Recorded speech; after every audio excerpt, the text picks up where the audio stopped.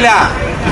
ആ മേഴ്സിക്കുട്ടിയമ്മ തയ്യാറാകാതെ വീണ്ടും വീണ്ടും പ്രക്ഷോഭങ്ങളും സമരങ്ങളും UTUC അടക്കം നടത്തിയപ്പോഴാ ഇവിടെ കശുവണ്ടി തൊഴിലാളിക്ക് ശമ്പളം പുതുക്കിയത്. എത്ര പുതുക്കിയത്? തൊഴിലാളികൾക്ക് വേണ്ടി വാദോരാതെ ശബ്ദിക്കുന്നവർ അവർ അധികാരത്തിൽ വന്നപ്പോ പുതുക്കിയത് 23%. നാണമില്ലല്ലോ, നാണവും മാനവും ഉണ്ടോ? എടാ 35% RSPയുടെ സംസ്ഥാന സെക്രട്ടറി ആയിരിക്കുന്ന ഷിബു ബേബി ജോൺ കേരളത്തിൽ തൊഴിൽ വകുപ്പ് മന്ത്രിയായിരിക്കുമ്പോ 35% വർദ്ധിപ്പിച്ചു. എവിടെ CPMന്റെ നേതാവ് തൊഴിൽ മന്ത്രിയും വ്യവസായ മന്ത്രിയും ചെയ്യും? ഇതിനെതിരെ നടത്താവുന്ന ഏതെല്ലാം തരത്തിലുള്ള പ്രചരണമാണോ ആ പ്രചരണം എല്ലാം നടത്തുകയും ചെയ്യും. തദ്ദേശ സ്വയംഭരണ സ്ഥാപനങ്ങളിലെ തെരഞ്ഞെടുപ്പ് നടക്കാൻ പോവുകയാണ്. അത് കഴിഞ്ഞാൽ നിയമസഭാ തെരഞ്ഞെടുപ്പാണ്. കൽപ്പകന്റെ കാലം വരെ ഈ ഗവൺമെന്റ് അധികാരത്തിലിരിക്കില്ലല്ലോ. നിങ്ങൾ ആലോചിക്കണം, ഇടതുപക്ഷ ജനാധിപത്യ മുന്നണിയിലെ മുഖ്യമന്ത്രിയായിരുന്ന പിണറായി വിജയന്റെ ഒടുക്കലത്തെ ഭരണമാണ് ഇപ്പോൾ നടക്കുന്നത് എന്ന കാര്യം നിങ്ങൾ ഓർക്കണം. ഇത് നിലനിൽക്കില്ല. ഈ തൊഴിലാളികളെ വഞ്ചിച്ച, തൊഴിലാളികളെ പട്ടിണിക്കിട്ട ഈ ഗവൺമെന്റിന് നിങ്ങൾ പ്രതികാരം ചോദിക്കണം എന്ന് ഞാൻ ഒരിക്കൽ കൂടി ആവശ്യപ്പെട്ടുകൊണ്ട് എൻ്റെ ഉപകർമ്മ പ്രസംഗം ചുരുക്കുകയാണ്. ഈ സമ്മേളനം ഔപചാരികമായി ഉദ്ഘാടനം ചെയ്യുന്നതിന് വേണ്ടി പ്രിയപ്പെട്ട പാർട്ടിയുടെ സംസ്ഥാന സെക്രട്ടറി ഷിബു ബേബി ജോണിനെ ഞാൻ ക്ഷണിച്ചെടുക്കി ഇല്ലാതാക്കിക്കൊണ്ട് ഇനി 5 മാസം ബാക്കി നിൽക്കെ രക്ഷിക്കാനുള്ള സമ്മേളനമായിട്ട് വന്നാൽ മിസ്റ്റർ പിണറായി, അടുത്ത മെയ് മാസം ആകുമ്പോൾ ആണുങ്ങൾ കേരളം ഭരിക്കും, അന്ന് ഞങ്ങൾ ചെയ്യാനുള്ള കാര്യം ചെയ്യും എന്ന് പറയാൻ ഞാൻ ആഗ്രഹിക്കുന്നു.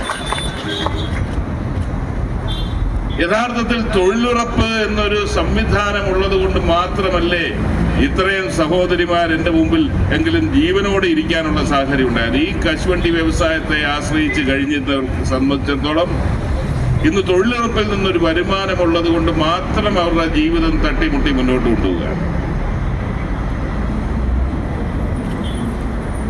RSPയും UTUCയും കശുവണ്ടി തൊഴിലാളിയും എന്ന് പറഞ്ഞാൽ വൈകാരിക തലങ്ങളുള്ള ബന്ധമാണ്. ആദ്യമായി കശുവണ്ടി തൊഴിലാളിയെ സംഘടിപ്പിക്കാൻ ഇറങ്ങിത്തിരിച്ചത് സഖാവ് N. ശ്രീകണ്ഠൻ നായർ അടക്കം, സഖാവ് TK ദിവാകരൻ അടക്കം, സഖാവ് RS ഉണ്ണി അടക്കമുള്ള നേതാക്കന്മാർ അന്ന് നമ്മുടെ പ്രദേശത്ത് നിന്നിരുന്ന, അല്ലെങ്കിൽ യാതൊരു ആനുകൂല്യവും ലഭിക്കാതെ നീതി നിഷേധിക്കപ്പെട്ട അടിമകൾക്ക് സമാനമായി തൊഴിൽ ചെയ്തുകൊണ്ടിരുന്ന ഈ മേഖലയിൽ അവരെ സംഘടിത ശക്തിയാക്കി അവർക്കൊരു രാഷ്ട്രീയ ബോധം പകർന്നു നൽകി അവരെ സമൂഹത്തിന്റെ മുഖ്യധാരയിലേക്ക് കൊണ്ടുവന്നത് ഈ രാഷ്ട്രീയ പ്രസ്ഥാനത്തിന്റെ നേതാക്കന്മാർ തന്നെയാണ്. ഞാൻ പൊതുരംഗത്തേക്ക് കടന്നു വന്നപ്പോൾ ആദ്യം വായിച്ചത് ശ്രീകണ്ഠൻ ചേട്ടന്റെ കഴിഞ്ഞകാല ചിത്രങ്ങൾ എന്ന് പറഞ്ഞ പുസ്തകമാണ്. അതിനകത്ത് വളരെ വ്യക്തമായി, ഞാൻ ആ പേര് മറന്നുപോയി, അസീസ് ചേട്ടൻ അറിയാം, കുണ്ട്രയിൽ ഏതോ ഒരു പഞ്ചാബി ഒരു സിംഗ് ഉണ്ടായിരുന്നല്ലോ, സിംഗിന്റെ ഫാക്ടറിയിൽ. എന്താണെങ്കിലും ആവർത്തിച്ച് അവിടെ സഹോദരിമാർ പണിയെടുക്കുന്ന സഹോദരിമാരുടെ മാനം കവരുന്ന നിലയിലേക്ക് മുതലാളിമാർ പ്രവർത്തിച്ച ഒരു കാലഘട്ടം താക്കീത് ചെയ്തിട്ട് പോലും അത് ആവർത്തിച്ചു എന്നറിഞ്ഞുകൊണ്ട് കൊല്ലത്തൂന്ന് ശ്രീകണ്ഠൻ ചേട്ടൻ ഒരു പേനാക്കത്തി മടിയിൽ വെച്ചുകൊണ്ട് അവിടെ ചെല്ലുകയും ആ ഫാക്ടറിയുടെ മുതലാളിയെ പിടിച്ചിറക്കി ആ പേനാക്കത്തി കഴുത്തിലോട്ട് ചൂണ്ടിയ സംഭവം അതിനകത്ത് വിവരിക്കുന്നുണ്ട്. അങ്ങനെയാണ് ഈ തൊഴിലാളികൾ ഇന്ന് കാണുന്ന നിലയിലേക്ക് സംഘടിത ശക്തിയായി മാറിയത്. ഇതിപ്പോ അവരും പോയി. അല്ലെങ്കിൽ ഇവിടെ ഡീസന്റ് മുക്കിലുണ്ടായിരുന്നു, നല്ലപോലെ ചെയ്തുകൊണ്ടിരുന്നെന്ന് പറഞ്ഞൊരു ഫാക്ടറി ഉണ്ടായിരുന്നു, അതും പോയി.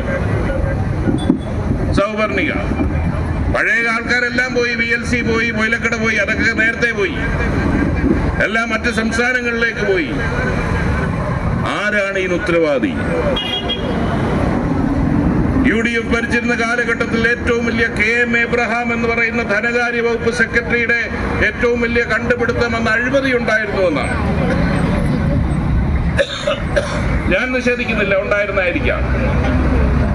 പക്ഷെ ഇന്ന് സ്വകാര്യ മേഖലയെല്ലാം ഇവിടെ നാട്ടിപ്പായിച്ചുകൊണ്ട് കാഷ്യൂ ഡെവലപ്മെന്റ് കോർപ്പറേഷനും കാപെക്സും പ്രവർത്തിക്കുമ്പോൾ ചരിത്രത്തിൽ ഉണ്ടാകാത്ത നിലയിലേക്കുള്ള അഴിമതി തീവെട്ടിക്കൊള്ളയാണ് നടക്കുന്നത്. പണ്ട് അതാത് കമ്പനികൾ നേരിട്ട് വാങ്ങിച്ചുകൊണ്ടിരുന്ന കാപെക്സിന്റെ ആവശ്യം ഉള്ളതും കശുവണ്ടി വികസന കോർപ്പറേഷൻ അവർക്ക് ആവശ്യമുള്ള തോട്ടണ്ടി ഇറക്കി അന്നേരം പറഞ്ഞു ഇനിയിപ്പോ അഴിമതി അവസാനിപ്പിക്കാൻ വേണ്ടി അതെല്ലാം നിർത്തി ഇനി കാഷ്യൂ ബോർഡ് ഇറക്കും എന്നാണ് പറഞ്ഞത്. ഈ കാഷ്യൂ ബോർഡ് ഇറക്കുമെന്ന് പറഞ്ഞതിന്റെ കാര്യം നിങ്ങൾക്ക് മനസ്സിലായോ? മറ്റേ കശുവണ്ടി കോർപ്പറേഷനും കാപ്പെക്സും ഒക്കെ ഇറക്കുവാണെങ്കിൽ അവിടെ ഉള്ളവരെന്തെങ്കിലുമൊക്കെ അടിച്ചു മാറ്റി ചില്ലറ എടുത്തോണ്ടിരുന്നതാണ്. ഇതിപ്പം കേന്ദ്രീകരിച്ചൊരു സാധനത്തിൽ കൊടുക്കുമ്പോൾ ഇതെല്ലാം മേളിൽ എത്തേണ്ടിയെടുത്ത് തന്നെ എത്തിക്കോളും എന്നുള്ളത് കൊണ്ടാണ് ഈ സംവിധാനം ഉണ്ടാക്കുന്നത്.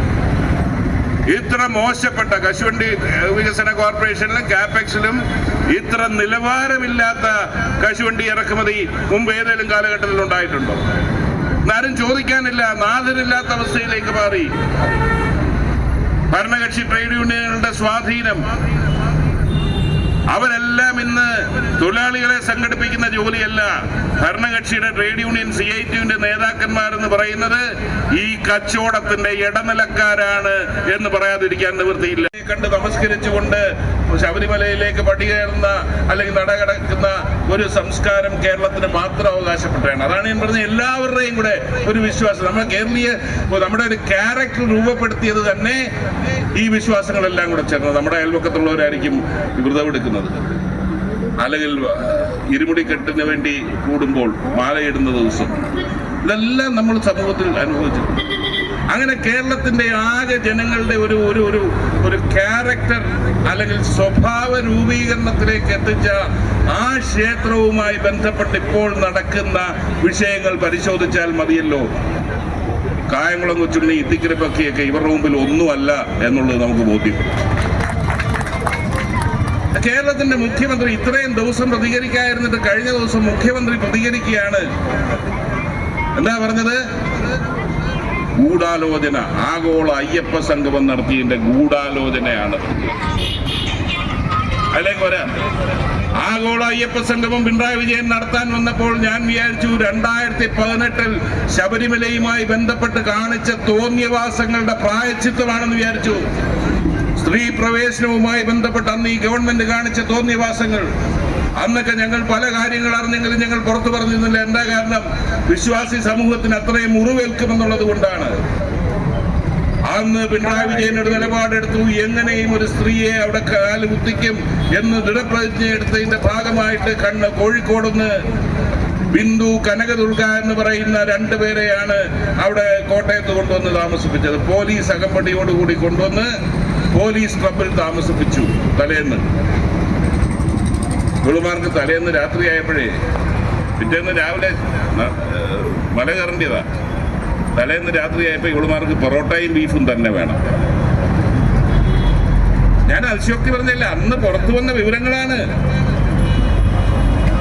പൊറോട്ടയും ബീഫും തന്നെ വേണം. കോട്ടയം പോലീസ് ക്ലബിൽ ഉണ്ടായിരുന്ന ആദ്യത്തെ പോലീസ് ഉദ്യോഗസ്ഥൻ പറഞ്ഞു, എനിക്കത് പറ്റത്തില്ല, ഞാനത് ചെയ്യില്ല എന്ന് പറഞ്ഞു. ആ ഉദ്യോഗസ്ഥൻ മാറി. ഇവർ നിർബന്ധം പിടിച്ചു, വാശി പിടിച്ച് മേളിൽ നിന്ന് നിർദ്ദേശം വന്ന് രണ്ടാമതൊരു ഉദ്യോഗസ്ഥൻ ഇത് വാങ്ങിച്ചു കൊടുത്തു. അതും കഴിച്ചുകൊണ്ടാണ് വെളുപ്പാങ്കാലത്ത് മല ചവിട്ടാൻ പോയത്. നിങ്ങളൊന്ന് ആലോചിച്ച്, ഇതിനേക്കാൾ വലിയ ഒരു എന്താ ഹീന കൃത്യം ഒരു വിശ്വാസി സമൂഹത്തിന് ഇതിനേക്കാൾ മുറിവേൽക്കേണ്ട ഒരു സംഭവം വേറെ ഉണ്ടോ? പരിപ്പ് ഇന്ത്യയിൽ തന്നെ വ്യാപകമായി ഉണ്ടാക്കുന്നുണ്ട്. ഈ കൊല്ലത്തെ മുതലാളിമാർ, PLC മുതലാളി, KPP മുതലാളി, നമ്മുടെ TM സഖാവിന്റെ മകൻ സുന്ദരൻ മുതലാളി, എല്ലാ മുതലാളിമാരും ഇപ്പൊ എവിടെയാണെന്നറിയാം ഫാക്ടറി എടുത്തത്? തമിഴ്നാട് മുതൽ ആന്ധ്ര വരെ, ആന്ധ്രയുടെ വിവിധ ഭാഗങ്ങളിൽ PLCയുടെ 100 കണക്കിന് ഫാക്ടറി പ്രവർത്തിക്കുന്നു. തമിഴ്നാട്ടിൽ ഫാക്ടറി പ്രവർത്തിക്കുന്നു. അവിടെയൊക്കെ പരിപ്പ് ഉത്പാദിപ്പിക്കുന്നു. ആ പരിപ്പൊക്കെ കൊല്ലത്ത് കൊണ്ടുവന്ന് കൊല്ലത്തുനിന്ന് കയറ്റി അയക്കുന്നു വിദേശ രാജ്യങ്ങൾ. വ്യവസായം നടക്കുന്നുണ്ട്. ഈ ഇവിടുത്തെ ഫാക്ടറികൾ മുഴുവൻ അടച്ചിട്ട് തൊഴിലാളികളെ ദ്രോഹിക്കുന്ന ഈ മുതലാളിമാരെ സഹായിക്കുക. ഇവിടെ സ്വാഗത പ്രാസംഗം ഞാൻ പറഞ്ഞില്ലേ, സജീഡിയാൻ എത്ര ലക്ഷം കൊടുത്തു ഇതിനകം? കഴിഞ്ഞ 2 വർഷക്കാലമായിട്ട് 40, 10, 50 ലക്ഷം രൂപ ഒരു മുതലാളിക്ക്. ദോഷം പറയരുതല്ലോ. 50 ലക്ഷം രൂപ കൊടുത്തപ്പോ 10 ലക്ഷമേ CPM പിരിച്ചുള്ളൂ. CPMന്റെ സംസ്ഥാന സമ്മേളനത്തിന് 30 ലക്ഷം രൂപ കൊടുത്ത മുതലാളിമാരിൽ നിന്ന് പിരിവെടുത്തു. ഇപ്പൊ പറയുന്നു വീണ്ടും 30 കോടി രൂപ നമ്മുടെ ഖജനാവിലെ പണം, കേരളത്തിന്റെ സമ്പത്ത് ഈ മുതലാളിമാർക്ക് വേണ്ടി കൊടുക്കാൻ പോകും. കശുവണ്ടി തൊഴിലാളിക്ക് വല്ലതും ഉണ്ടോ? ഒന്നുമില്ല. എല്ലാ ഫാക്ടറി നടക്കും. ESI ആനുകൂല്യമില്ല, PF ആനുകൂല്യമില്ല, പിരിഞ്ഞ തൊഴിലാളിക്ക് ഗ്രാറ്റുവിറ്റി ഇല്ല. 78 ദിവസം ജോലി നടന്നെങ്കിൽ അറ്റൻഡൻസ് നടന്നെങ്കിലല്ലേ നമുക്ക് ESI ആനുകൂല്യം കിട്ടൂ. കാഷ്യൂ കോർപ്പറേഷൻ എന്ന് പറഞ്ഞാൽ ഇനി ഏതാണ്ട് ഇവരുടെ കാലം കഴിയുമ്പോൾ തീരും. കാരണം ഇപ്പൊ ഇവിടെ നടക്കുന്ന ഫാക്ടറിയിലെ പ്രവർത്തനം, ഇപ്പൊ കൊണ്ടുവന്നിരിക്കുന്ന അണ്ടി വിദേശ രാജ്യങ്ങളിൽ നിന്നും കെനിയയിൽ നിന്നും ഇറക്കുമതി ചെയ്തിരിക്കുന്ന കശുവണ്ടി 1 വർഷത്തേക്ക് പ്രവർത്തിക്കാനുണ്ടെന്നാണ് കാഷ്യൂ കോർപ്പറേഷന്റെ ഭരണാധികാരികൾ പറയുന്നത്. എന്ന് പറഞ്ഞാൽ ആഫ്രിക്കയിലെ കത്തിക്കിടന്ന കശുവണ്ടി, അവിടെ വെട്ടാൻകുട്ടിയായി കിടന്ന കശുവണ്ടി ആർക്കും വേണ്ടാത്ത ഒരു മുതലാളി എടുക്കാത്തത് മുഴുവൻ നമ്മുടെ കാഷ്യൂ ബോർഡും വിലക്കെടുത്ത് ഇവിടെ കൊണ്ടുവന്ന് കശുവണ്ടി കോർപ്പറേഷനെ ഏൽപ്പിച്ചിരിക്കുക, കാപ്പക്സിനെ ഏൽപ്പിച്ചിരിക്കുക. അതിന്റെ പ്രവർത്തനം കൂടെ കഴിയുമ്പോൾ ഇത് നഷ്ടം കൊണ്ട് കുപ്പുകുത്തും. ഇന്നത്തെ കൊൺലേവിന് ചെലവാകുന്ന കോടിക്കണക്കിന് രൂപ ഈ കോർപ്പറേഷന്റെ ഫണ്ടിൽ നിന്നും ചെലവാക്കിയതാണ് എന്നൊരു ആക്ഷേപമുള്ള കാര്യത്തിൽ തർക്കമൊന്നുമില്ല. ഇതിന് ഇനി അനുവദിച്ചുകൊണ്ട് പോകാൻ കഴിയില്ല. ഈ തൊഴിലാളികളെ പട്ടിണിക്കിട്ട, ഈ തൊഴിലാളികളെ ഇത്രയും ബുദ്ധിമുട്ടിച്ച ഒരു ഗവൺമെന്റ് 9.5 വർഷക്കാലം കൊണ്ട് കശുവണ്ടി തൊഴിലാളിക്ക് ഒരാനുകൂല്യം കൊടുക്കാത്ത, അവർക്കത് നോക്കാത്ത ഈ ഗവൺമെന്റിനെതിരെ അതിശക്തമായ സമരപരിപാടികൾ നടത്തേണ്ടിയിരിക്കുന്നു. ആ സമരമെല്ലാം ബാലറ്റിലൂടെ വരാൻ പോകുന്ന പഞ്ചായത്ത് തെരഞ്ഞെടുപ്പ്, അസംബ്ലി തെരഞ്ഞെടുപ്പിലും ബാലറ്റിലൂടെ നിങ്ങൾക്ക് പ്രയോഗിക്കാനുള്ള അവസരം ഏതാനും ദിവസങ്ങൾ, ഏതാനും മാസം മാത്രമേ ഉള്ളൂ.